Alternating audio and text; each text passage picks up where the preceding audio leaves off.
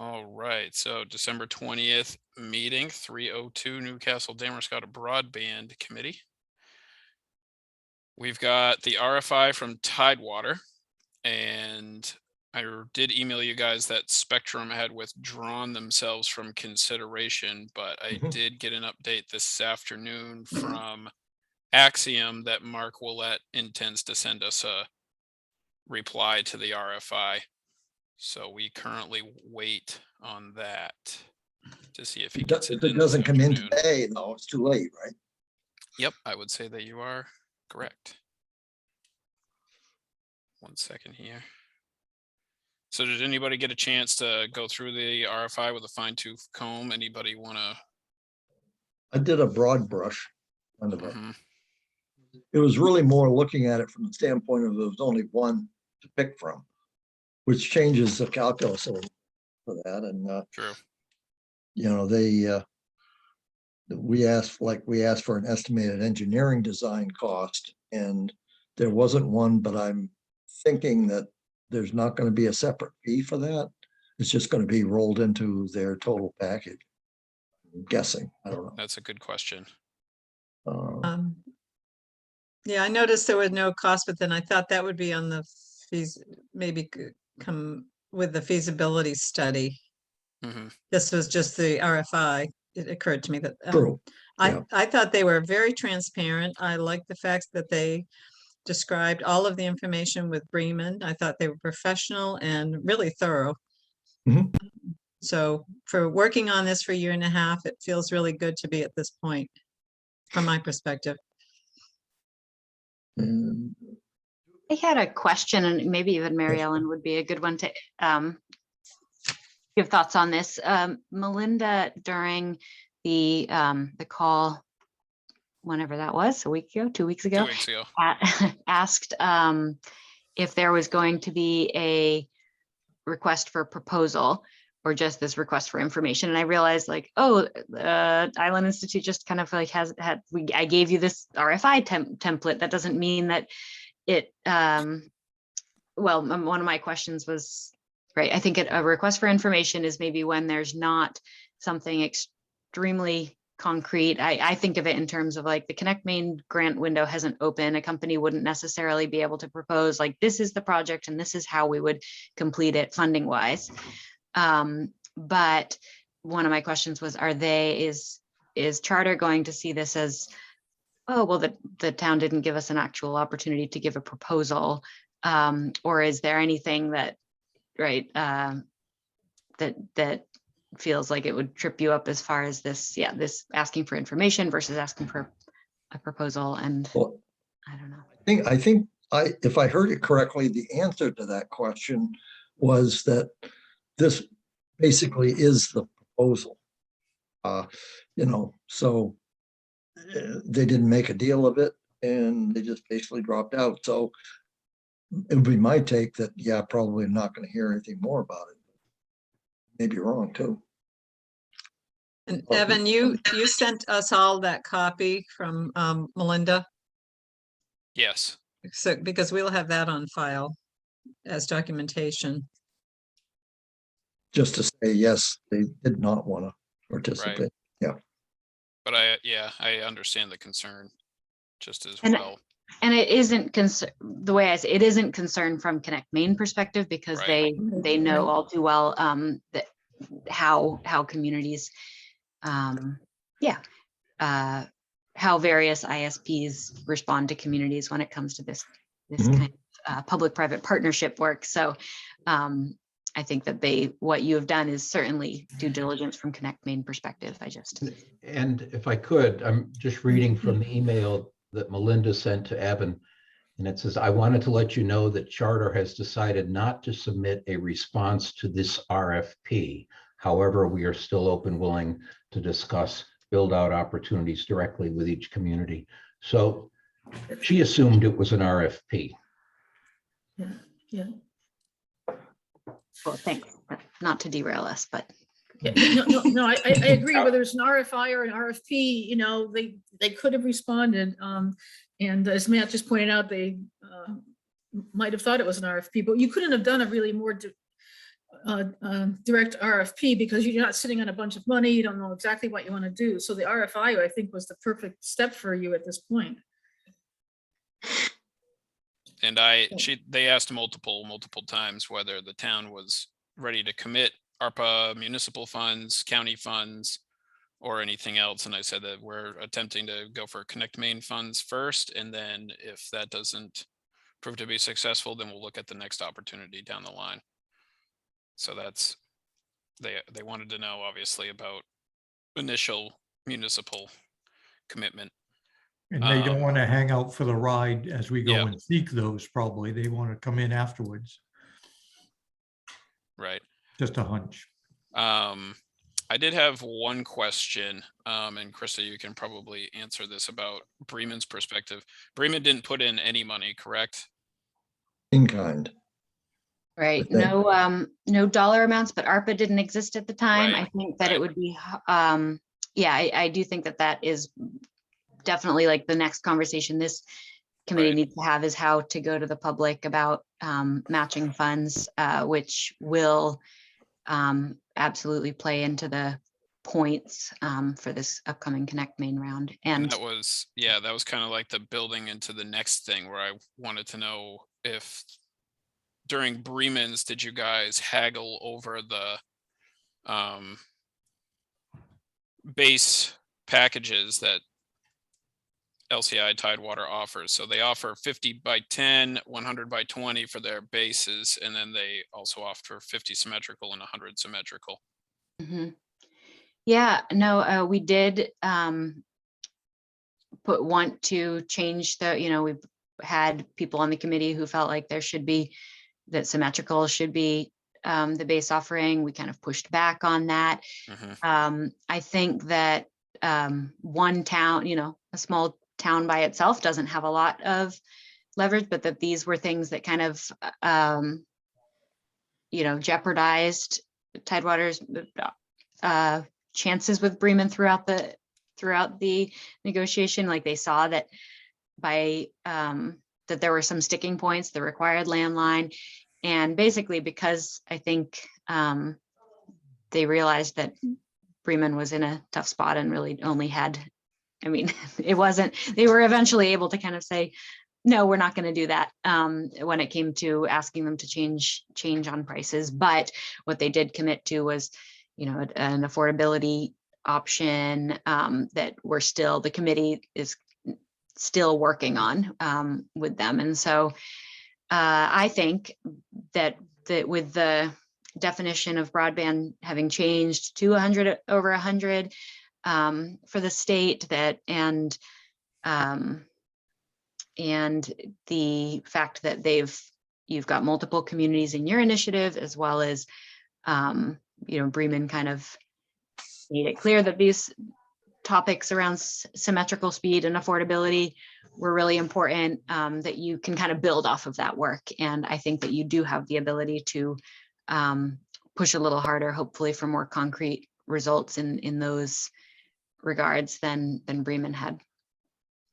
That's a thing that, yeah, I would hope that if and when Tidewater is selected, that if, depending on how much public money is going to be put into this through county ARPA funds or what have you, then at least the base should be moved up to 50 by 50, especially with the whole phone bundle included and that type of thing. So I'm interested to see how you guys all feel and then how that situation is going to play out. I mean, the phone bundling, right now, I've got my Tidewater bundled, with actually the internet and the landline and stuff are all bundled into whatever. And I don't think Tidewater requires a landline anymore or if they don't, it's coming up soon to have an internet connection with them only. Right. Well, that's the deal, is that so far over all of their ILEC footprint, to my knowledge, and based on looking at this, that they force you to bundle a phone service into it. And if you go to page 3 under their open fiber optic broadband under residential pricing and terms, all bundles above include phone service. So they lump that into their fiber price. So You it's- have a landline that helped out to Yep. take costs off. I like the asterisk that says prices subject to change, so hopefully we Right. can get them go down. Instead of up. Somewhere I Yeah. saw there was, go ahead. Well, you do have to be, this is interesting because they didn't provide those symmetrical prices on the Bremen proposal, but did have the 50/10 bundle and say that it included phone. I know that I am one among many people who don't even know like where we would plug in a phone with our infrastructure. Like they didn't come in and say, here's your internet and your phone. We just have the internet. I'm sure I could figure it out. But the point is I'm paying, the full package for the bundle and don't own a landline. I guess I have a number somewhere out there. Someone's trying to I've been call. calling it once a Yeah. week, and That's why she's not answering my Yeah. phone.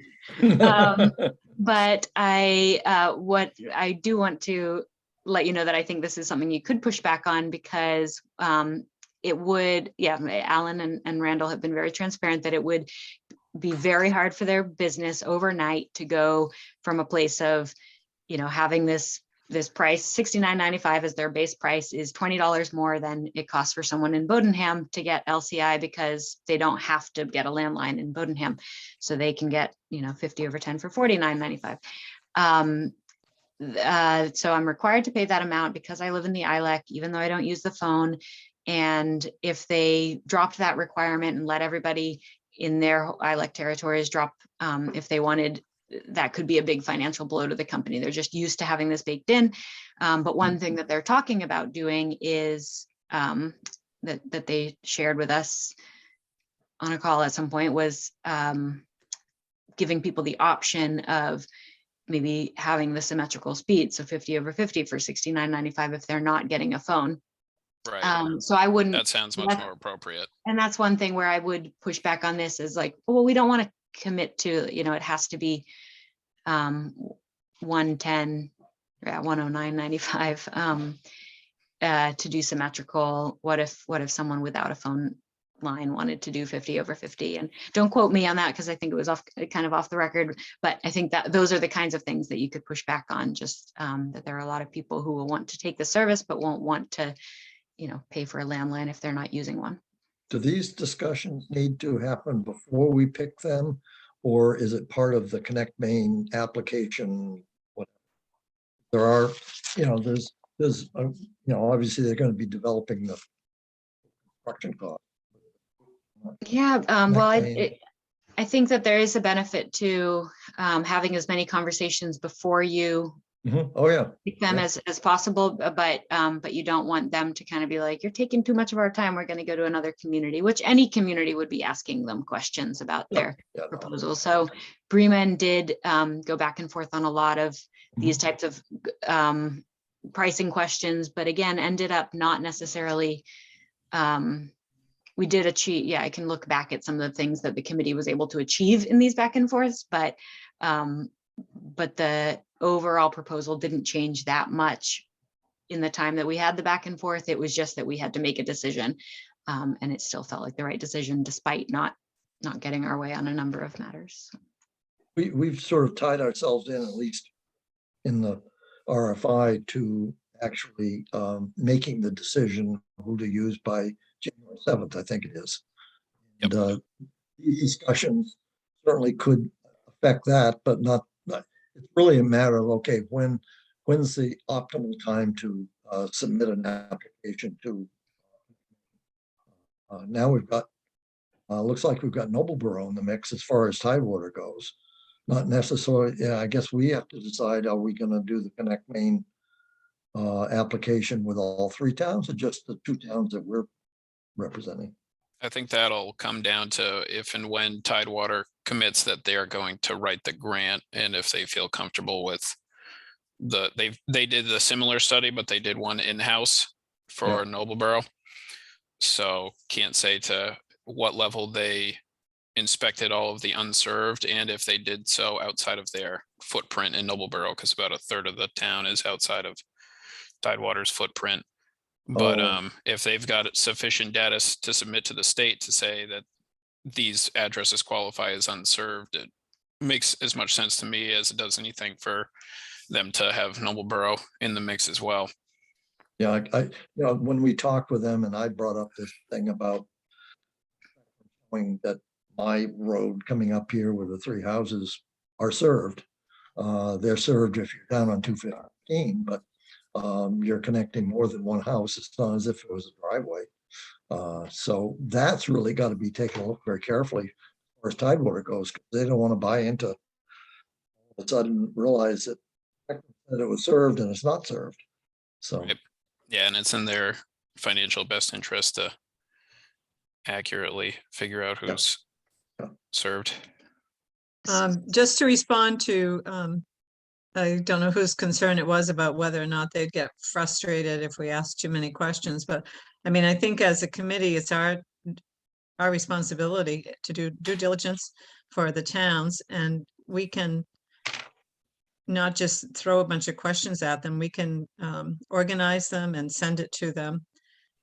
Not necessarily in a meeting, but then they can take a look at it and answer it. And I think I would think they would think that was efficient enough that we wouldn't be taking up too much of their time. And yes, Carol, that is how Bremen ended up doing it, was email. The questions, the committee came up with questions during our regular meetings, and then after the meeting, we would send over, here's our questions for this week. And Alan wrote back detailed responses, and that definitely helped kind of earn the trust over time. And then back to the mapping real quick. It is, I just wanted to make sure this group is aware that now is the time that you can challenge the maps that are publicly available. And so I think that actually making sure that you're doing that now through the Connect Main process, and just include, potentially you could include BCC or CC, Alan, in any of those. Yeah, I've reached out to Alan on that, and he said that they intend to send that information to the state, but I haven't followed up because we don't have the final report. So they have all the information so far still. Evan, do we have a date from Alan yet? For the A new final report? date on- No, Correct. not Okay. yet. We do not, unfortunately. The Connect Main grant that's opening up, though, is a planning grant. When is the next round that we would be interested in? So we should be Mary sort of Ellen just sent setting me an that email as a about date that the and other working day. backwards. So, Mary Ellen's got that answer, okay. hopefully. So it's likely that it's going to be open at the next Connect Me meeting, which is the 12th of January. And then I think that the application itself is due the March 20th, something around that date. And then there's a very important workshop that everyone here should know, that you guys should attend on the 19th, because there's a lot of, what do you say, Krista? There's a lot more detail that you want to know about ahead of time. It's certainly changed since the last go around, which that's fine, but there's a lot going into this application. So Is that January 19th, Mary Yep. Ellen? Yep, I don't have any more data, information on that in terms of time or links, things like that, but I think that'll roll out after the Connect Me's meeting on the 12th. 12th. And after that meeting, we roughly have a month to get the grant in, right? 2 months. 2 months. January 1st. Oh, yes, 2 months. Okay. A little more than 20 days, Dave. Okay. What? Depending on how you count your months, I don't know. No, our last one, that first grant, we had about 20 days, I think it seemed like, to get that in. Hmm. It opened up and we had a very short window. So this will be helpful. Mel? I noticed on page 2 of the LCI response, there's a reference to mesh equipment. Had you had any conversations with them about that as a way of serving multiple customers in tight areas without having to go to individual services? And if they were, what kind of pricing would attach to a mesh setup, given its limitations? I'm not even sure what a Wi-Fi mesh unit is, to be completely honest with you, as I look at it on this, just above the graphic. Connect router to jack plus install Wi-Fi mesh units as needed. Right, it basically allows a single point to broadcast a Wi-Fi signal out to other slave Wi-Fi facilities. And it's one of the things that Red Zone had done in their work with the 2.5 gigahertz stuff. Is a way of bouncing a signal down a road and picking up a number of customers with a single head, leading in. And as long as you didn't have bandwidth problems, it works. Isn't that though, Mal, talking about inside a home as opposed to a street or? I think Well, that's it's what they not may be clear. referring to. Yeah, it's not, I'll agree, it's not clear, but I would venture a guess that they're referring to in a single home or into a, Because they're talking about Some kind of- jacks and. Although I agree with Mel that they might be starting to talk about it as far as reaching other, the way that they set up the hotspots in Bremen were, outside the building and, through the parking lot. So that's kind of their mesh equipment. But it's something that we wish as a committee we had given some thought to when we were at your stage, because we do have these private roads. We have one particular long dirt road that's kind of down a field where a mesh network would work well enough, like quite well for the residents, and be a lot less expensive than digging a 2,000-foot trench to. what's the lay typical conduit. range on those for outdoor? I mean, Depends on the radio. What's the signal and also the antennas. Gotcha. What kind of we have gain one you can house get. in Bremen that has a garage on the mainland, and they actually live on an island, and they don't. I know this is being recorded. Don't tell Tidewater, but the person pays for the internet to be brought to their garage on the mainland, and they set up their own equipment to beam it over to the island, and it's Nice. they're still getting close to 100 download over on the island. So even though that's beaming across water, these things are possible and could save a lot of money. The problem is that, if people want that future proof infrastructure to be the fiber to each of the homes, I think it's probably the reason why they didn't give it as an option. But I agree with Mel that making a comment in the RFI response that need more detail on that and the options and the costs is important.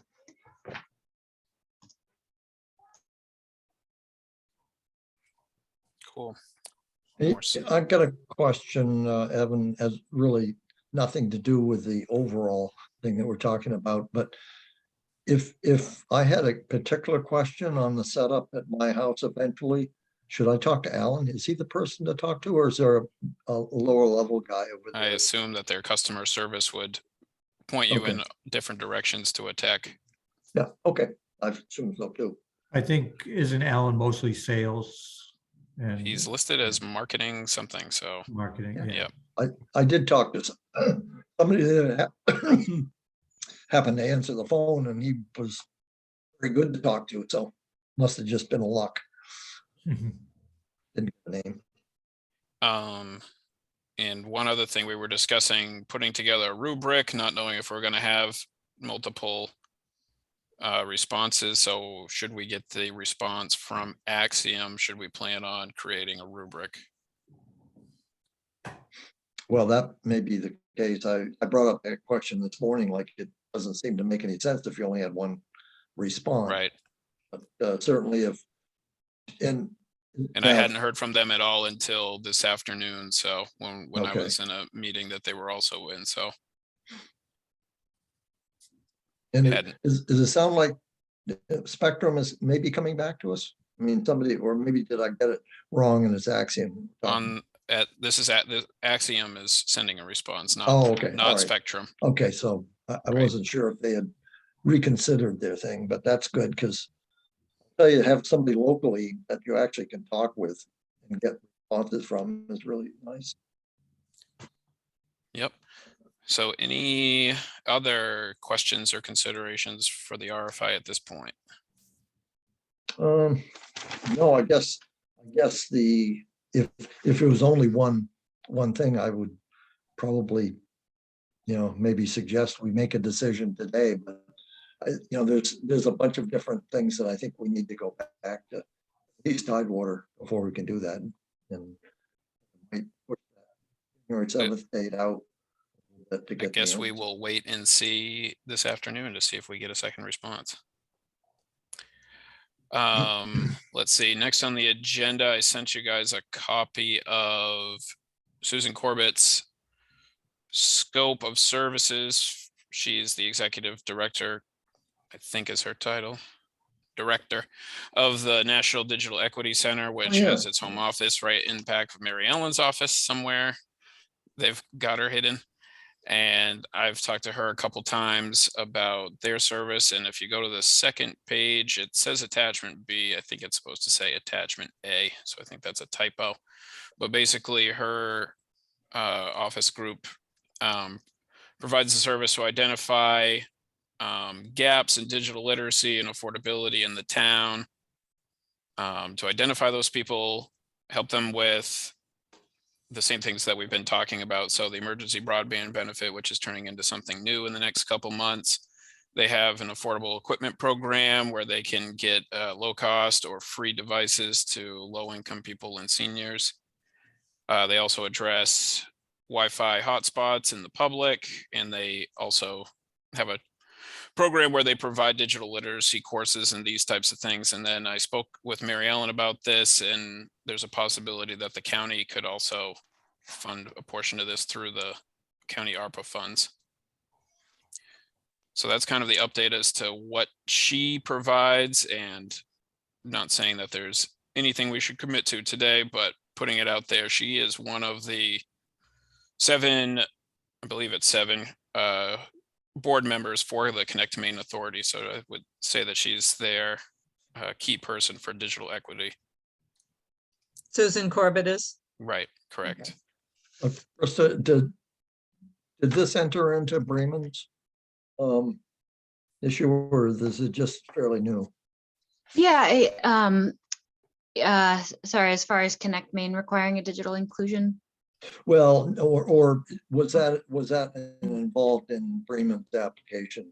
Yeah, we did have in the Connect Maine application has changed slightly since Bremen's, and I do think that they require a more explicit digital inclusion plan now, but Bremen did have in our application plans to create public Wi-Fi hotspots, plans to come up with a subsidy program with Tidewater. We've done some of the hotspots, still working on a subsidy program. And then I think that, our survey, like yours, identified needs in the community around digital literacy. And so Bremen, we have our own little library. So like the Bremen Library was doing some of the promotion around the digital literacy classes. So we were able to do those just within the community, come up with a plan. I think that it is possible to come up with a perfectly good, digital inclusion plan within your community that meets the Connect Maine application requirements. But I think that that's something that would really set any applicant apart in this next effort is just having some really concrete steps that you're taking around digital inclusion. I think that would set you apart. I do work closely with Susan Corbett and other folks at NDEC on digital equity and digital literacy stuff. I think that your community already has through the CLC Adult Education and Skidomfa Library has already been involved. Skidomfa has hosted NDEC classes in the before times, pre-COVID, but continues to do online classes. So I think that a lot of that information is accessible, and partnerships have already been happening in Newcastle-Damariscotta that I could talk with you more about versus this community necessarily. I'd be very interested to see Susan and maybe other Lincoln County communities want to do like a county-wide what does achieving digital equity in Lincoln County really look like, that Newcastle and Damariscotta could be a part of. But as far as this committee needing to spend time specifically working on that piece, I think that you already have, you probably already have enough to be able to put a digital inclusion plan into your application with a little pooling of the resources. Yeah, This one thing might- to say, Skedonfa Library has a, public access point there. If you can either sit out in your car in the back or just go in and use your own computer, which is a help for retired people and so forth that just can't afford, the monthly rent on a, broadband. And, they do has really, I don't think it has much to do with the digital. They are offering every Wednesday from 10 to 12 assistance. There's somebody that the library has hired that's particularly good at that. If you have questions, problems with your smartphone, your computer and so forth, obviously they don't do repair work or anything. That's great. That's great. That's just started the past couple of weeks.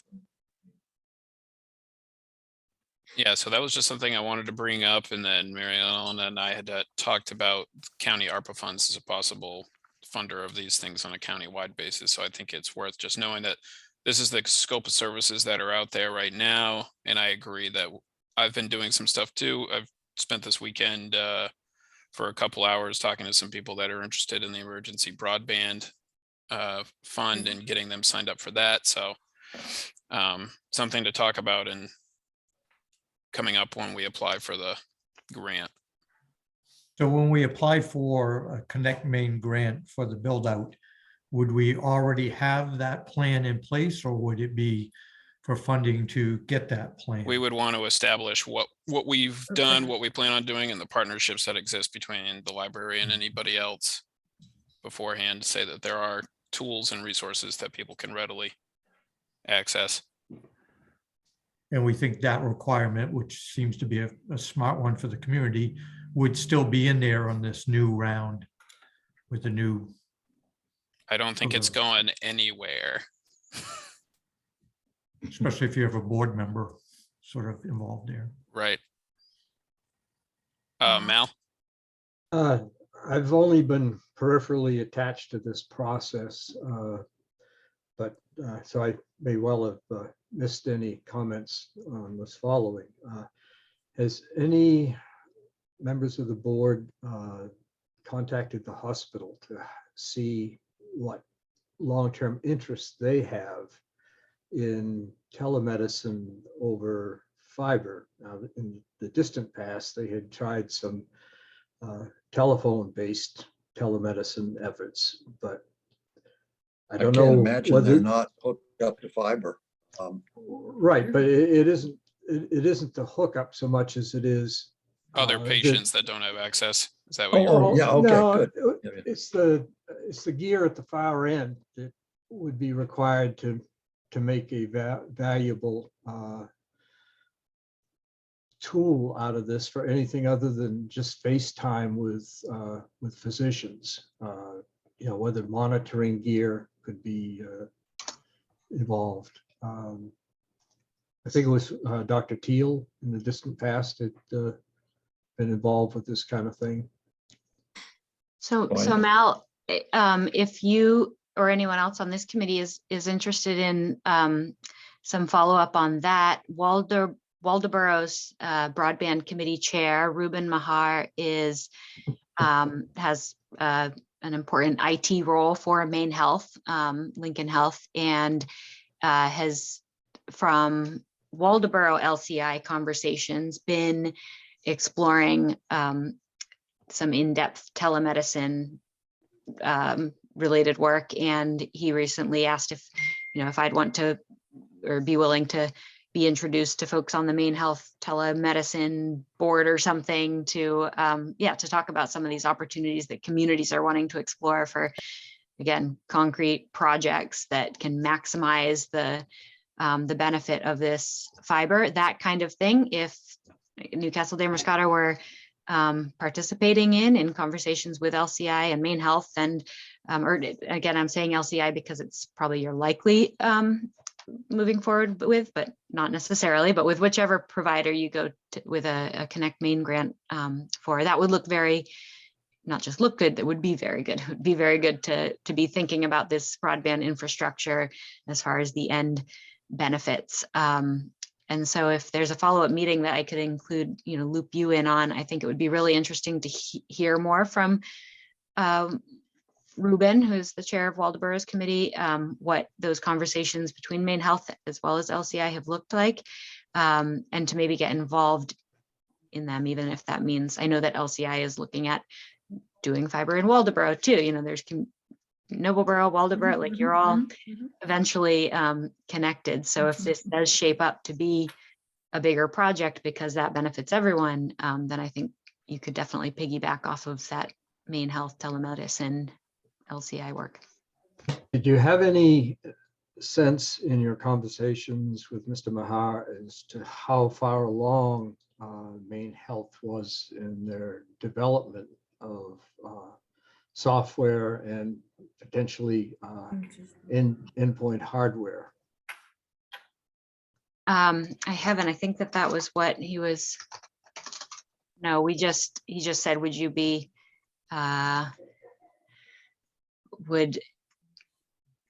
he just asked if I could pass if he could pass my contact along to folks at Maine Health, and I'll say sure, but I don't know nearly as much about that endpoint hardware and software as you would. So I think it would be beneficial to have, to bring together the experts in this area from our local community along with Maine Health, but I'm not sure at this point what they're doing.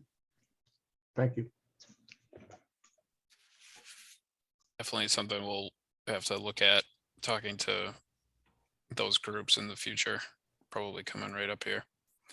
The only other thing that we wanted to discuss was the future meeting schedule after the holidays and what schedule you guys want to stick with after the holidays. So we've got Friday the 7th set is when we make an announcement for the RFI who we're going to go with, depending on if we get two. If we only get one, I don't think we need to meet on the 7th, but it's entirely up to you guys looking at the Mondays in January. That would be a first Monday, correct, Evan? The first Monday would be the 3rd. Right. Okay, so the 7th is what day of the week? Friday.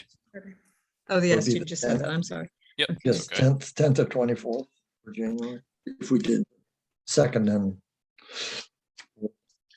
we've been doing the 1st and 3rd, is that correct? What you said? 2nd and 4th. And 4th. Oh, Yeah, and then we adjusted just because of the holidays in December. Didn't want to clog everybody up. right. But I think we should probably have a quick brief meeting before we make a decision on the RFI before the 7th. I mean, I've got one, I mean, if it's Axiom,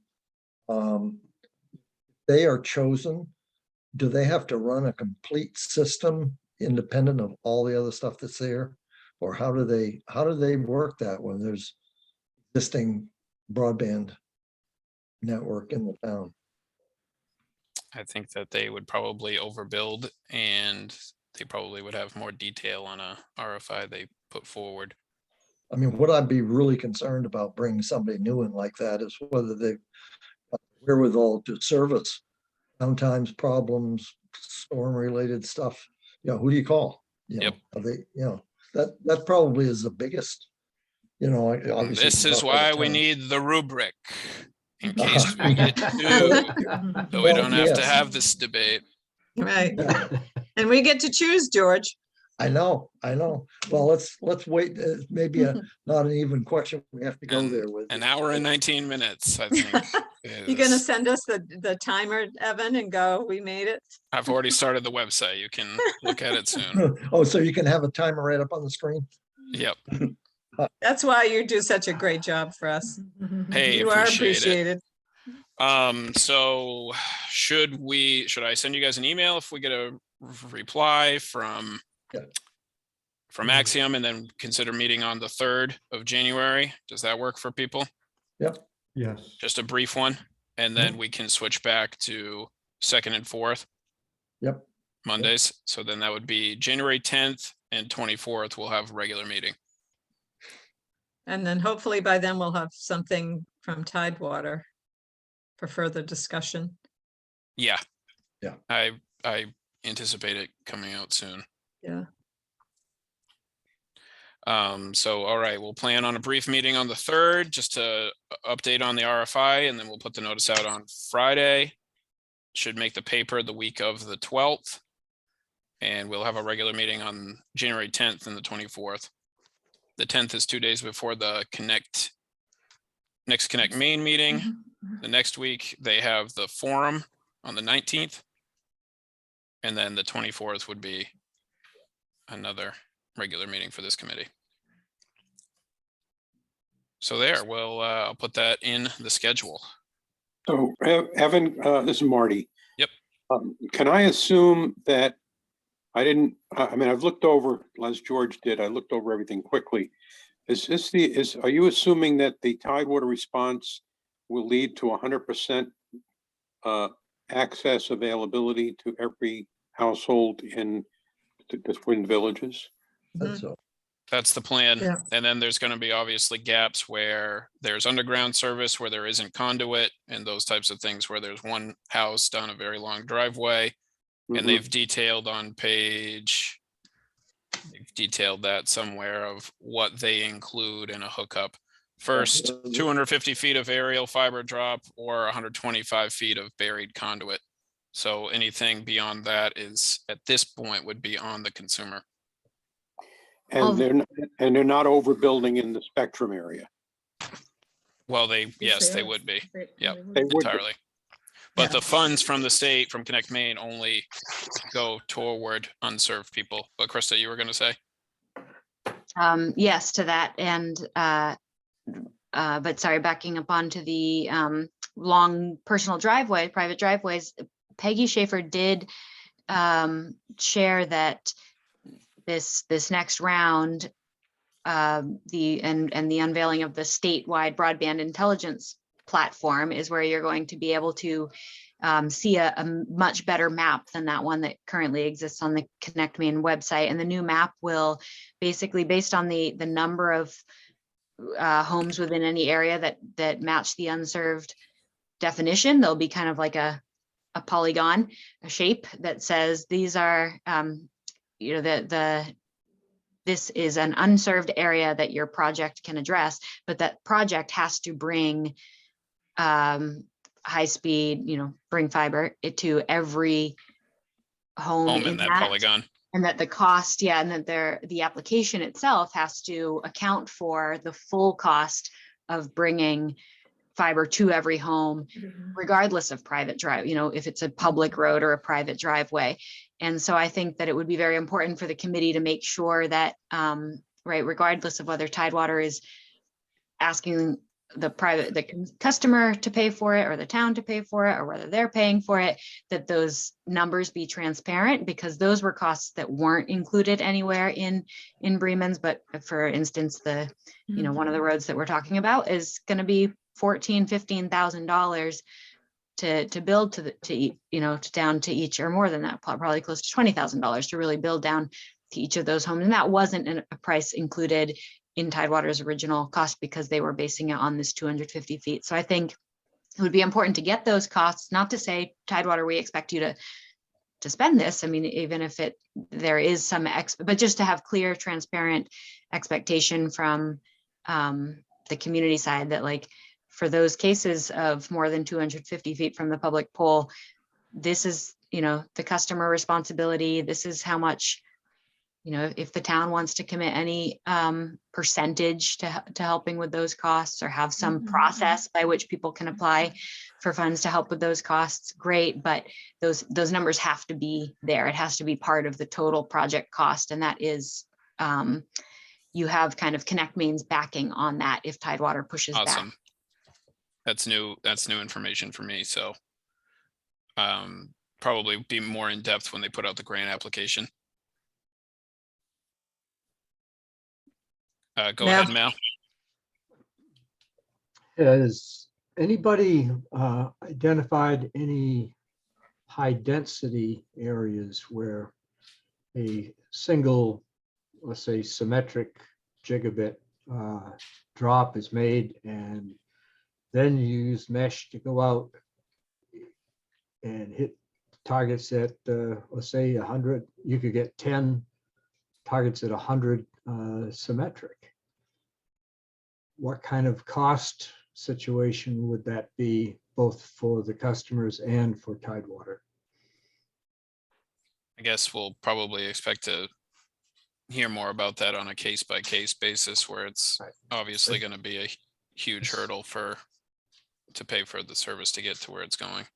Yeah, I would say that that would be what, if you had several large businesses in a specific area, they would have to pony up for substantial costs for that, I'm sure. But I can't imagine at a residential level that would happen. The only places I can think of would be that would fit what you're talking about, Mal, would be places on the lakes Mhm. where maybe the line was run parallel with the lake and not necessarily down every road. That's one quick high density place where there's a lot of camps that could otherwise be Yep. year-round homes, but they don't have any internet access. As far as high density spots. I just wanted to address, Marty was asking about the fiber to home, and in Randall Manning's cover letter, he says their goal is to provide 100% fiber to the home. So that's the goal. That's what we would be shooting for. That was our initial mission when we started this. So Yeah, the reason I asked the question, in Noblesboro, we have roughly half of the town is served by LCI, not necessarily home connected to the homes, but the fiber is available. The other half of the town is either unserved, served by Spectrum, or served in the northern part by Consolidated.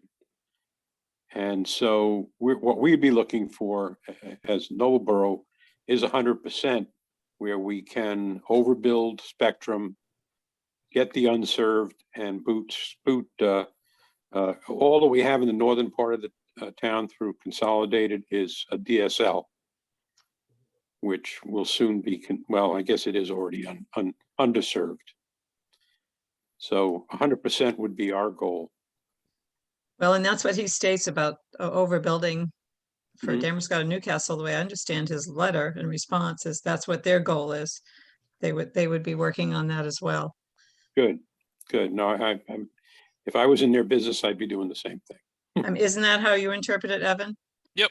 Yeah. And previously, before I started doing this, the presentation they made to the Damariscotta Select Board was that they intended on expanding into the majority of places where they don't have fiber now. It was just a case of making runs down these roads that are unserved that only have DSL as an option. Which may have been a mistake for them, that they already intended on expanding their network to divulge Let's hope that. they are. Right. I would be if I were them. All right. Anything else? Any other new business we want to touch on before now? Can I just offer something? And I know this, you may not want to hear this exactly, so just keep open-minded, but I know the county has not made any formal decisions about its ARPA funding. So I hope to make more progress on the broadband recommendations in the month of January, but I would be very cautious about counting on county ARPA dollars to match a grant. We could probably already fund 5 or 6 of them, so I'm thinking, I'm not sure that's where the commissioners are going. Okay, so that's an indefinite answer there. And so Matt won't, but so I would like you to keep open-minded about the kind of public funding you might want to talk about, whether that's the town funding or the county dollars. So I think it's something that as you go to the workshop on January 19th and really get, you choose your provider there or your partner, that's when we're going to get more serious about whether there can be any public match brought into your process here. But I'm just not thinking that the county is going to divide its money into the different towns that are applying for grants these days. So I didn't want you to get too counting on that. And I apologize for ending the meeting with this note. That's okay. We need to be kept off of cloud nine and on the level ground. Yeah, right. I've heard it all. There's no money anywhere. All been counted for. Well, not yet, but we're working on it. Good. Well, hopefully you get some rest in between all of the meetings and figuring out how to spend that money. Thank you. Mary Ellen, could I just throw in one question? Who is the oversee body when the towns just make proposals on distributing their ARPA money? Who verifies that the requests that are being made fall under the agreed upon guidelines of what can indeed be funded with ARPA money? Well, the towns are, your towns are separately trying to abide by the state guidance, you know, and again, the state guidance is taking the US Treasury.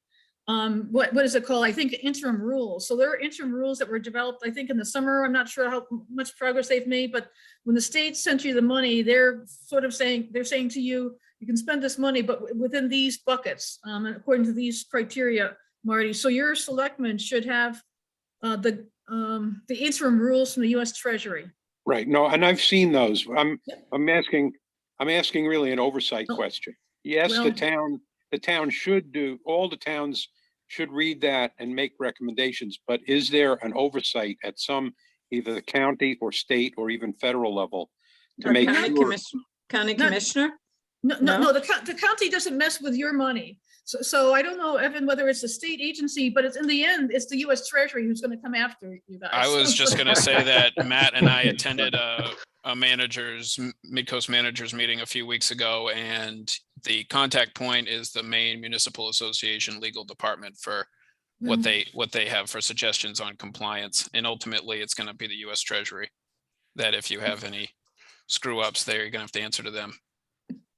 Okay, good, good. I mean, Yes.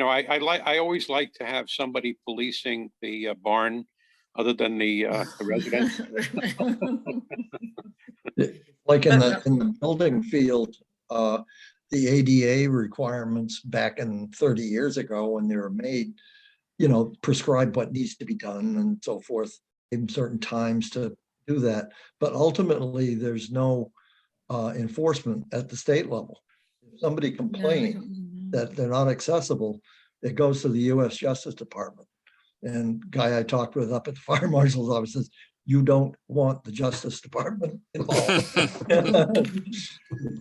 But yeah, Marty, for Noblesboro, if they selectmen have any questions, contact legal department at MMA. Yeah, okay. Other than that, I'll see you guys on the 3rd. Hope everybody has a great lovely holiday. break through the holidays. That's great. Plenty of rest for all. Right. Thank you, Evan. Take We'll care, see Merry you all. on the Christmas. 3rd. Bye. Bye-bye, everyone. Bye. Bye, thank you. Do you need help like